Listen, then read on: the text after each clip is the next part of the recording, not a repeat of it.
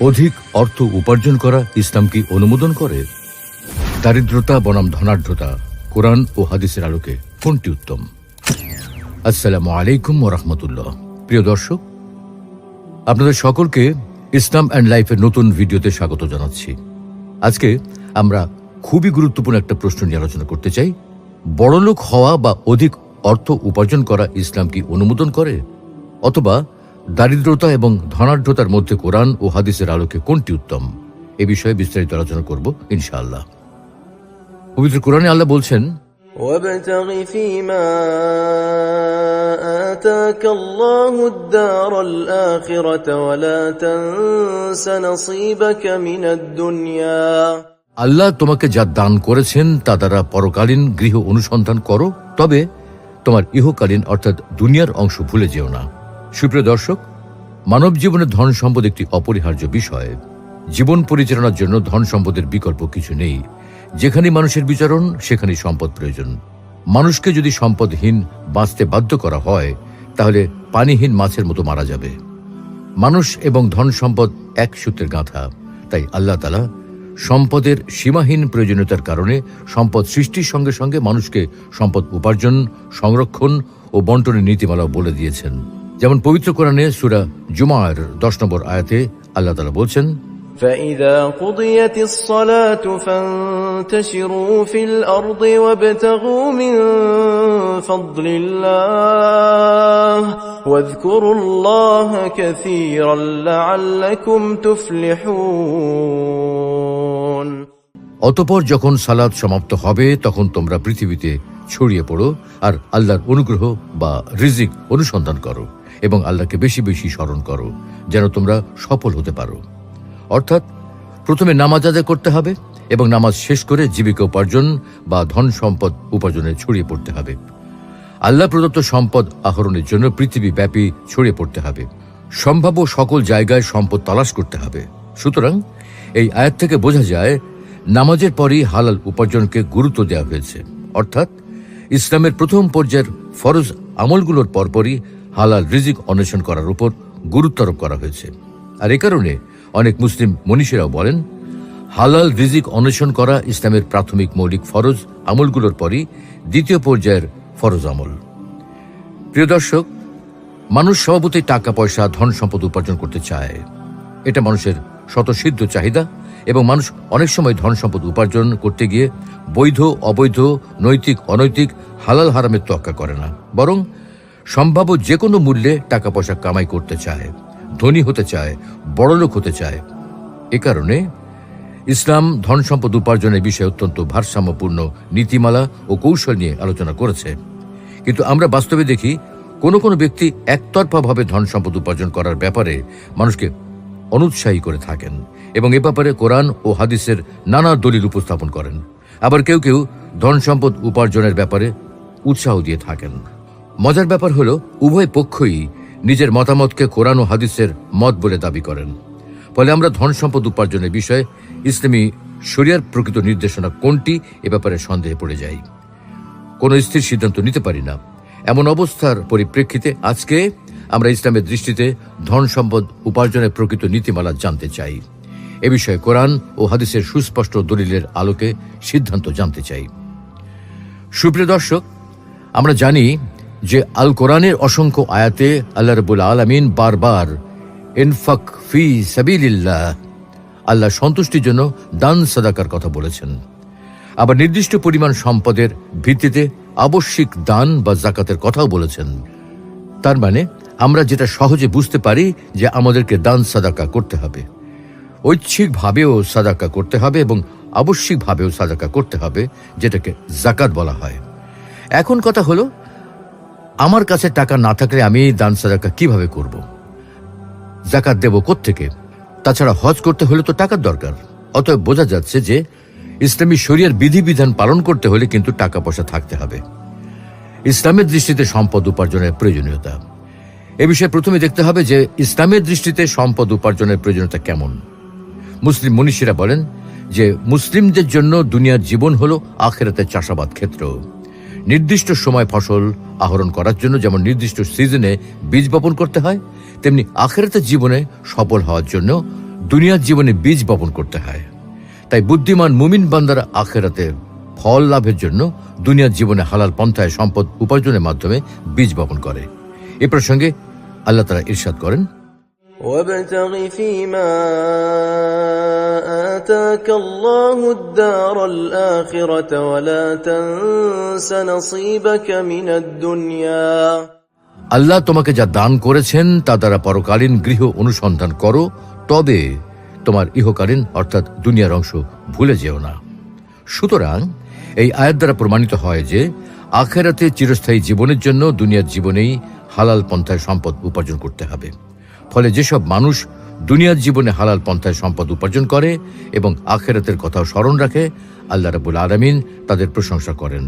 আল কোরআন তাদের কথা উল্লেখ করে তিনি বলেন, ومنهم من يقول ربنا آتنا في الدنيا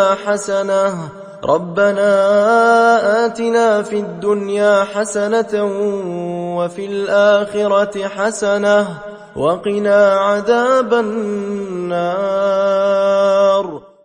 আর তাদের মধ্যে কেউ কেউ বলে, হে আমাদের পালনকর্তা, আপনি আমাদেরকে দুনিয়াতেও কল্যাণ দান করুন এবং আখিরাতেও কল্যাণ দান করুন এবং আমাদেরকে দোজখের আযাব থেকে রক্ষা করুন। অতএব প্রমাণিত হলো যে ইসলামের দৃষ্টিতে হালাল পন্থায় সম্পদ উপার্জন করা এটা আল্লাহর নির্দেশ।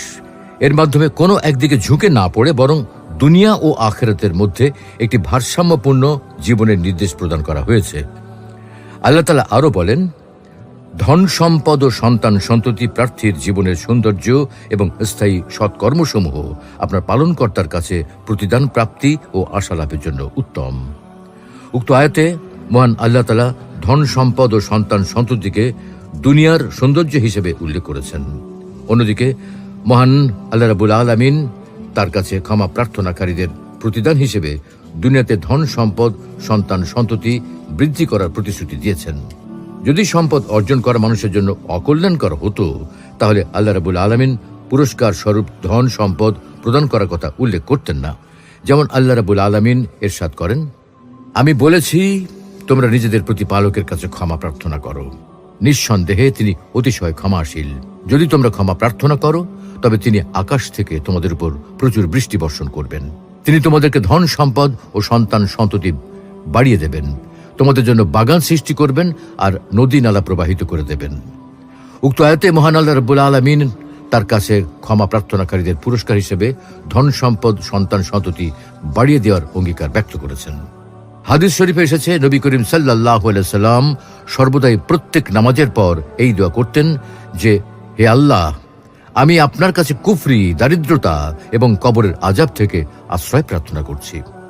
নবী করিম সাল্লাল্লাহু আলাইহি সাল্লাম বলেন, হে আল্লাহ, আমি আপনার কাছে হিদায়াত, তাকওয়া, চারিত্রিক নিষ্কলুষতা ও ধনাঢ্যতা চাইছি।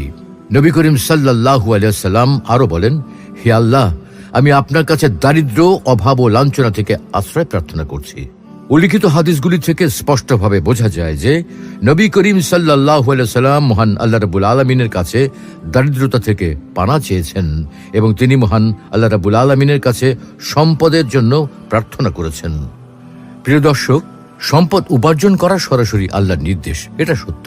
তবে আল্লাহ কিন্তু হালাল হারাম বাছবিচার না করে যেনতেনভাবে টাকা কামাই করতে বলেননি, বরং ইসলামে ধন সম্পদ উপার্জনের নির্দিষ্ট শর্ত রয়েছে। ইসলামের দৃষ্টিতে সম্পদ উপার্জনের প্রধান শর্ত হল তা হালাল হতে হবে এবং সেই হালাল সম্পদও হালাল পন্থায়, বৈধ পন্থায় কামাই করতে হবে। কেননা আল্লাহ তাআলা পবিত্র কোরআনে বলছেন, তোমরা অন্যায়ভাবে একে অপরের সম্পদ ভোগ করো না এবং জনগণের সম্পদের কিছু অংশ জেনে শুনে পাপ পন্থায় আত্মসাৎ করার উদ্দেশ্যে শাসন কর্তৃপক্ষের হাতেও তুলে দিও না। হালাল পন্থায় উপার্জন করা প্রসঙ্গে রাসূলুল্লাহ সাল্লাল্লাহু আলাইহি ওয়াসাল্লাম বলেন, আল্লাহ তাআলা পবিত্র, তিনি পবিত্র ও হালাল বস্তু ছাড়া গ্রহণ করেন না। সুতরাং ওপরের আয়াত ও হাদিস দ্বারা বোঝা যায় যে হালাল বস্তু হালাল পদ্ধতিতে কামাই করতে হবে, হারাম বস্তু কামাই করা যাবে না। আবার হালাল বস্তু হারাম পদ্ধতিতে কামাই করা যাবে না, কেননা হারাম কামাই দ্বারা গঠিত শরীর জান্নাতে প্রবেশ করবে না। হারাম খাওয়ার কারণে তার দোয়া কবুল করা হবে না। রাসূলুল্লাহ সাল্লাল্লাহু আলাইহি ওয়াসাল্লাম বলেছেন, যে দেহ হারাম খাদ্য দিয়ে প্রতিপালিত হয়েছে সেই দেহ জান্নাতে প্রবেশ করবে না। সুপ্রিয় দর্শক, এতক্ষণ আমরা সম্পদ উপার্জনের পক্ষে বিভিন্ন দলিল শুনেছি।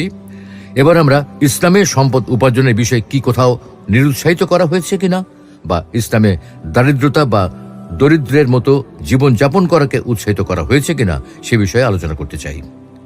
আসলে কোরআন হাদিসে কিন্তু শুধু সম্পদ উপার্জনের বিষয়ে উৎসাহিত করা হয়েছে, ব্যাপারটা কিন্তু তা নয়।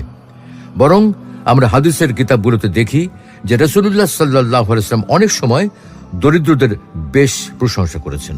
যেমন একটি হাদিসে রাসূলুল্লাহ সাল্লাল্লাহু আলাইহি ওয়াসাল্লাম দরিদ্রদের সুসংবাদ দিয়ে বলেন, হে অভাবী সমাজ, আমি কি তোমাদেরকে এই সুসংবাদ দেব না যে দরিদ্র মুমিনগণ ধনীদের তুলনায় 500 বছর আগে জান্নাতে প্রবেশ করবে?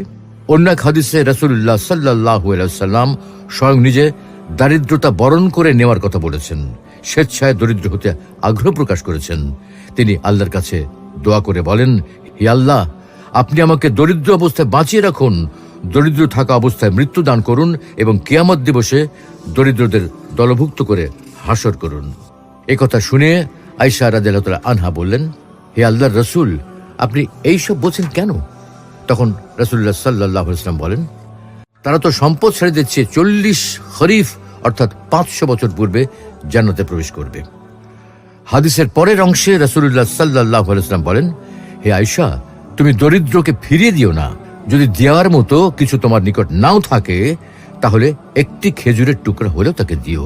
হে আয়েশা, তুমি দরিদ্রদের ভালোবাসবে এবং তাদেরকে তোমার সান্নিধ্যে রাখবে, তাহলে কিয়ামতের দিন আল্লাহ তাআলা তোমাকে তার সান্নিধ্যে রাখবেন। আপনাদের আরো একটা চমৎকার একটি হাদিস শোনাই। নবী করিম সাল্লাল্লাহু আলাইহি ওয়াসাল্লাম মিরাজের রাতের ঘটনা প্রসঙ্গে বলেন, আমি জান্নাতের দরজায় দাঁড়ালাম, দেখলাম সেখানে যারা প্রবেশ করেছে তারা অধিকাংশই দরিদ্র আর ধনীরা আবদ্ধ অবস্থায় রয়েছে। ইসলামে বড়লোক হওয়ার বিধান কি? প্রিয় দর্শক, উপরের আলোচনা শুনে একবার মনে হয় এখনই দরিদ্র হয়ে যেতে হবে, আবার প্রথম দিকের আলোচনা থেকে মনে হচ্ছে ধন সম্পদ কামাই করা সরাসরি আল্লাহর নির্দেশ। তাহলে এখন উপায় কি? এ বিষয়ে অবশ্যই আমাদেরকে একটা সিদ্ধান্তে পৌঁছাতে হবে। তবে তার আগে আরেকটা বিষয় জেনে নেই, ইসলামে বড়লোক হওয়ার বিধান কি, মানে অধিক ধন সম্পদ কামাই করার ব্যাপারে ইসলামের কোনো আদেশ আছে কি না। প্রাথমিকভাবে বলা যায় যে কোনো পরিমাণ সম্পদ উপার্জন করা বৈধ, চাই তা কম হোক অথবা বেশি হোক। মূলনীতি হলো বৈধ হওয়া, অর্থাৎ যদি কোনো হারাম বা অবৈধ কিছু না পাওয়া যায় তাহলে অধিক ধন সম্পদ উপার্জন করা বৈধ। তাছাড়া অধিক ধন সম্পদ উপার্জন করা হারাম বা অবৈধ কোরআনুল কারীমের কোথাও এমন কিছু নেই, হাদিসেও নেই। অর্থাৎ কোরআন হাদিসের কোথাও অধিক ধন সম্পদ উপার্জন করতে নিষেধ করা হয়নি। অতএব বলা যায় যে ইসলামের দৃষ্টিতে বৈধ পন্থায় বড়লোক হওয়া অবশ্যই হালাল, কোনো মতে হারাম নয়। এটা একটা ফিকের মূলনীতি ভিত্তিক দলিল। কিন্তু কথা হলো, এ বিষয়ে নবী করিম সাল্লাল্লাহু আলাইহি ওয়াসাল্লাম ও সাহাবায়ে কেরামের অবস্থান কেমন ছিল, মানে তারা কোনটাকে প্রাধান্য দিতেন, ধনী হওয়া নাকি গরিব হওয়া? আমরা সকলেই জানি যে নবী করিম সাল্লাল্লাহু আলাইহি ওয়াসাল্লাম তিনি হযরত খাদিজা রাদিয়াল্লাহু তাআলা আনহার ব্যবসা পরিচালনা করেছেন এবং তার ব্যবসা পরিচালনার স্বার্থে তিনি সুদূর সিরিয়া পর্যন্ত ভ্রমণ করেছেন। আমরা এটাও জানি যে নবী করিম সাল্লাল্লাহু আলাইহি ওয়াসাল্লাম ব্যক্তিগতভাবে দরিদ্র ছিলেন না। মহান আল্লাহ রাব্বুল আলামিন তার জন্য যুদ্ধ থেকে প্রাপ্ত সম্পদের 1/5 নির্ধারণ করে দিয়েছিলেন। সেজন্য নবী করিম সাল্লাল্লাহু আলাইহি ওয়াসাল্লামের কাছে অনেক সম্পদ থাকত, কিন্তু তিনি তা কখনো নিজের জন্য রাখতেন না। তিনি তার সমস্ত সম্পদ মানুষের মধ্যে বিলিয়ে দিতেন। তাই তিনি অনেক সময় ক্ষুধায় কষ্ট করতেন। আসলে সাহাবায়ে কেরাম সরাসরি রাসূল সাল্লাল্লাহু আলাইহি ওয়াসাল্লামের কাছ থেকে কোরআন শিখেছেন, তাই তাদের আমলও ছিল অত্যন্ত ভারসাম্যপূর্ণ। তাদের মধ্যে স্বেচ্ছায় দারিদ্রতা মেনে নেওয়ার যেমন নজির রয়েছে, তেমনি জান্নাতের সুসংবাদ প্রাপ্ত হওয়া সত্ত্বেও ধনী হিসাবে জীবনযাপন করার নজিরও আছে। অনেকে মনে করেন যে সম্পদশালী হওয়া বা ধনী হওয়া খারাপ জিনিস, কিন্তু ইতিহাস আমাদেরকে এমনটা বলে না। সাহাবীদের মধ্যে অনেকে ছিলেন সম্পদশালী।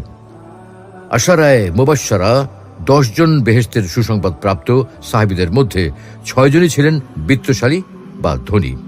অতএব ধনী হওয়া যদি খারাপ হতো এবং সম্পদশালী হওয়া যদি জান্নাতে যাওয়ার জন্য প্রতিবন্ধকতা হতো, তাহলে আশারায়ে মুবাশশারার 10 জন বেহেশতের সুসংবাদ প্রাপ্ত সাহাবীদের মধ্যে 6 জন বিত্তশালী সাহাবী বেহেশতের সুসংবাদ পেতেন না। হযরত আবু বকর রাদিয়াল্লাহু তাআলা আনহু ধনাঢ্য ব্যক্তি ছিলেন।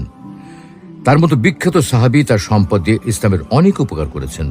তিনি হযরত বেলাল রাদিয়াল্লাহু আনহুর মতো সাহাবীকে দাসত্ব থেকে মুক্ত করে আজাদ করে দিয়েছিলেন। এই সম্পর্কে নবী করিম সাল্লাল্লাহু আলাইহি ওয়াসাল্লাম বলতেন, আবু বকরের সম্পদ আমার যেরকম উপকার করেছে অন্য কারো সম্পদ এতটা করেনি। তার প্রতি উত্তরে হযরত আবু বকর রাদিয়াল্লাহু আনহু বলতেন, ইয়া রাসূলুল্লাহ, আমি ও আমার সম্পদ আপনি ছাড়া অন্য কারোর জন্য কি? হযরত ওসমান ইবনে আফফান রাদিয়াল্লাহু আনহু, আব্দুর রহমান ইবনে আউফ রাদিয়াল্লাহু আনহুর মতো সাহাবীরা তৎকালীন সময়ের বিলিয়নিয়ার ছিলেন বর্তমান সময়ের সাথে তুলনা করলে। ওসমান ইবনে আফফান রাদিয়াল্লাহু আনহুকে যেদিন শহীদ করা হয় সেদিন তার ব্যক্তিগত সংগ্রহে ছিল 1,50,000 দিনার স্বর্ণ মুদ্রা, 1,00,000 দিরহাম রৌপ্য মুদ্রা। নগদ অর্থমূল্যের পাশাপাশি কোরা ও হুনাইন উপত্যকার তার জমি ছিল, উট ও ঘোড়া ছিল, যেগুলোর অর্থমূল্য ছিল প্রায় 2 লক্ষ দিনার। জুবায়ের ইবনুল আওয়াম রাদিয়াল্লাহু আনহুর একটি প্রপার্টি ছিল যার অর্থমূল্য 50,000 দিনার। সেই জায়গায় তার 1000টি ঘোড়াও ছিল। তালহা ইবনে উবাইদুল্লাহ রাদিয়াল্লাহু আনহুর ইরাকে ব্যবসা ছিল, সেখান থেকে তার আয় হতো 1000 দিনার। আব্দুর রহমান ইবনে আউফ রাদিয়াল্লাহু আনহুর আস্তাবলে 1000টি ঘোড়া, 1000টি উট ও 10,000টি ভেড়া ছিল। তার ইন্তেকালের পর তার সম্পত্তির 4 ভাগের 1 ভাগের মূল্য নির্ধারণ করা হয় 84 লক্ষ দিনার। এই 4 জন সাহাবীর মধ্যে প্রত্যেকেই দুনিয়ার বুকে জান্নাতের সুসংবাদ প্রাপ্ত। তারা এত সম্পদের মালিক হওয়া সত্ত্বেও জান্নাতে যাবেন ইনশাআল্লাহ। উল্লেখ্য যে ধনাঢ্য সকল সাহাবীগণ তাদের অর্জিত ধন সম্পদ আল্লাহর রাস্তায় ব্যয় করতেন, মানুষের কল্যাণে খরচ করতেন। ইমাম আবু হানিফা রহমতুল্লাহি আলাইহি কাপড়ের ব্যবসা করতেন। তার ছাত্র আব্দুল্লাহ ইবনে মুবারক রহমতুল্লাহি আলাইহি বড় ব্যবসায়ী ছিলেন। ইমাম সুফিয়ান আস-সাউরি রহমতুল্লাহি আলাইহি ছিলেন তেল ব্যবসায়ী। সেরকম বহু ইমাম এবং ওলামায়ে কেরাম তাদের কর্মজীবনে ব্যবসা করতেন এবং সাথে সাথে দিনের দাওয়াতি কাজও করেছেন। সাহাবীদের সময় 20 দিনার বা 200 দিরহাম সম্পদ থাকলে যাকাত ফরজ হতো। বর্তমান সময়ের অর্থমূল্যে যা আনুমানিক 5,35,500 টাকা। তাহলে চিন্তা করে দেখুন, সেখানে তাদের সম্পদ ছিল 1 লক্ষ দিনার, 1.5 লক্ষ দিনার, 2 লক্ষ দিনার। এখন আমাদের মনে প্রশ্ন জাগতে পারে, সাহাবীরা একই সময়ে এত সম্পদশালী আবার দুনিয়াবিমুখ কিভাবে হন? সম্পদশালী হওয়া সত্ত্বেও কি দুনিয়াবিমুখ হওয়া যায়? সুপ্রিয় দর্শক, আসলে আমরা এতক্ষণ যে হাদিসগুলো বলেছি লক্ষ্য করে দেখবেন, এই হাদিসগুলোতে দরিদ্রদের ফজিলত বলা হয়েছে, তবে দারিদ্র্যের পক্ষে বলা হয়নি। অর্থাৎ দরিদ্র হওয়াটাকে দোষের কিছু মনে করা হয়নি, বরং দরিদ্র হলে হিসাব কম হবে এটাই বলা হয়েছে। কেউ যদি দরিদ্র হয় এবং এই অবস্থায় যদি আল্লাহর শুকরিয়া আদায় করে, তাহলে আখিরাতে তার হিসাব সহজ হবে। তাই সে আগে আগে জান্নাতে প্রবেশ করতে পারবে। তাছাড়া হাদিসগুলোতে দরিদ্রদের প্রতি সহানুভূতিশীল হতে উৎসাহিত করা হয়েছে। তবে তাই বলে হাদিসে কিন্তু ধন সম্পদ অর্জন করাকে খারাপ বা নিন্দনীয় বা অনুচিত বলা হয়নি। আমরা সম্পদ কামায়ের পক্ষে যে দলিলগুলো উল্লেখ করেছি এবং দরিদ্রদের ফজিলত বিষয়ে যে দলিলগুলো দিয়েছি, তাতে আমরা যদি কোরআন এবং হাদিস উভয়টির সবগুলো বয়ান একত্রিত করি, তাহলে দেখব প্রকৃতপক্ষে আল্লাহ তাআলা ধন সম্পদের ব্যাপারে মধ্যপন্থা অবলম্বনের কথা বলেছেন। যেমন আল্লাহ রাব্বুল আলামিন পবিত্র কোরআনে বলছেন, তারা যখন ব্যয় করে তখন অযথা ব্যয় করে না, কৃপণতাও করে না, এবং তাদের পন্থা হয় এত দুভয়ের মধ্যবর্তী। এ বিষয়ে রাসূলুল্লাহ সাল্লাল্লাহু আলাইহি ওয়াসাল্লামের একটি বিখ্যাত হাদিস রয়েছে। তিনি বলেন, আল্লাহ ওই ব্যক্তির উপর রহম করুন যে ব্যক্তি বিক্রয়ের ক্ষেত্রে সহনশীল হয়, ক্রয়ের ক্ষেত্রে সহনশীল হয় এবং নিজের প্রাপ্য আদায়ের জন্য চাওয়ার ক্ষেত্রেও সহনশীল হয়। এ থেকে কিন্তু সুস্পষ্টভাবে বোঝা যায় যে আমাদেরকে মধ্যপন্থা অবলম্বন করতে হবে। দরিদ্র নয়, অতি ধনীও নয়। ধন সম্পদ এমনভাবে কামাই করতে হবে যেন তা আমাদেরকে আল্লাহ বিমুখ না করে দেন, বরং ধন সম্পদ কামাই করে তা আল্লাহর রাস্তায় ব্যয় করতে হবে, যেভাবে সাহাবীগণ তা করেছেন। মানে আমাদেরকে সম্পদ বিমুখ হতে হবে না, বরং দুনিয়া বিমুখ হতে হবে। আলী ইবনে আবি তালিব রাহমাতুল্লাহি আলাইহি দুনিয়া বিমুখতার একটি সংজ্ঞা দেন। তিনি বলেন, দুনিয়া বিমুখতা মানে তুমি কোনো কিছুরই মালিক হবে না তা নয়, বরং দুনিয়া বিমুখতা মানে হলো কোনো কিছু যেন তোমার মনিব না হয়ে যায়, সম্পদ যেন তোমার মনিব না হয়ে যায় এবং তুমি যেন সম্পদের গোলাম না হয়ে যাও। সাহাবীরা সম্পদের মালিক ছিলেন, কিন্তু এই সম্পদ তাদের হৃদয়ে ছিল না, এই সম্পদ ছিল তাদের হাতে। হাতে যখন সম্পদ থাকবে তখন সেটা সহজে দান করা যাবে, কিন্তু সম্পদ যখন হৃদয়ে স্থান করে নেবে তখন সম্পদের প্রতি ভালোবাসার কারণে তার দান করা সহজ হবে না। সম্পদের মালিক হতে আল্লাহ নিষেধ করেননি, সম্পদ পুঞ্জীভূত করে রাখতে, জমিয়ে রাখতে নিষেধ করেছেন। রাসূলুল্লাহ সাল্লাল্লাহু আলাইহি ওয়াসাল্লাম ইরশাদ করেন, উপরের হাত নিচের হাতের চেয়ে উত্তম। উপরের হাত হলো দাতার আর নিচের হাত হলো গ্রহীতার হাত। ইসলাম আমাদেরকে দাতা হতে উৎসাহিত করে, গ্রহীতা হতে নয়। তাহলে আপনি কিভাবে দাতা হবেন যদি না আপনার হাতে সম্পদ থাকে? আসলে আমরা রাসূলুল্লাহ সাল্লাল্লাহু আলাইহি ওয়াসাল্লামের জীবনে দেখতে পাই, যখনই কোনো অভিযানের জন্য অর্থের প্রয়োজন হতো তখন ধনী সাহাবীরা এগিয়ে যেতেন। আবু বকর, উসমান, আব্দুর রহমান ইবনে আউফ রাদিয়াল্লাহু আনহু তাদের অর্ধেক সম্পদ, 1/3 সম্পদ দান করতেন। আর্থিক সংকটের সময় ধনী সাহাবীরা সবচেয়ে গুরুত্বপূর্ণ ভূমিকা পালন করতেন। সুতরাং বলা যায় যে ইসলামের দৃষ্টিতে অধিক ধন সম্পদ উপার্জন করা নিষেধ নয়, তবে বিশেষভাবে খেয়াল রাখতে হবে যে দুনিয়ার প্রতি আসক্তি নিষিদ্ধ, সম্পদের প্রতি আসক্তি নিষিদ্ধ। দুনিয়ার প্রতি আসক্তি হচ্ছে না।